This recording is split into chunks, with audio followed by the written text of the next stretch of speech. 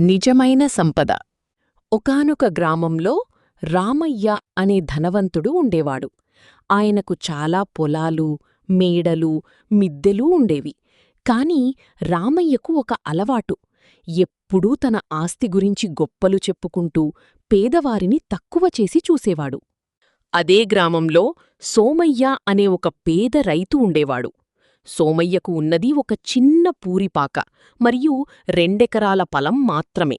కాని సోమయ్య ఎప్పుడూ చిరునవ్వుతో అందరికీ సహాయం చేస్తూ తృప్తిగా ఉండేవాడు. ఒకరోజు రామయ్య సోమయ్యను పిలిచి, "చూడు సోమయ్యా, నా దగ్గర ఎంత బంగారం ఉందో, ఎన్ని భవనాలున్నాయో చూశావా?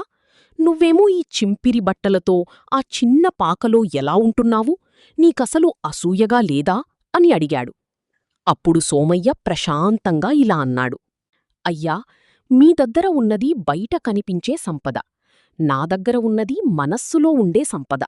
మీకు ఎన్ని ఉన్నా ఇంకా కావాలనే ఆశతో ప్రశాంతత లేదు. కాని నాకు ఉన్నదానితో నేను తృప్తిగా ఉన్నాను. రాత్రిపూట హాయిగా నిద్రపోతున్నాను. అదే నా నిజమైన సంపద." ఆ మాటలకు రామయ్యకు కళ్ళు తెరుచుకున్నాయి. డబ్బు ఒక్కటే మనిషికి సంతోషాన్ని ఇవ్వదని, తృప్తి మరియు మంచి మనస్సు ఉంటేనే నిజమైన ఆనందం లభిస్తుందని అతను గ్రహించాడు.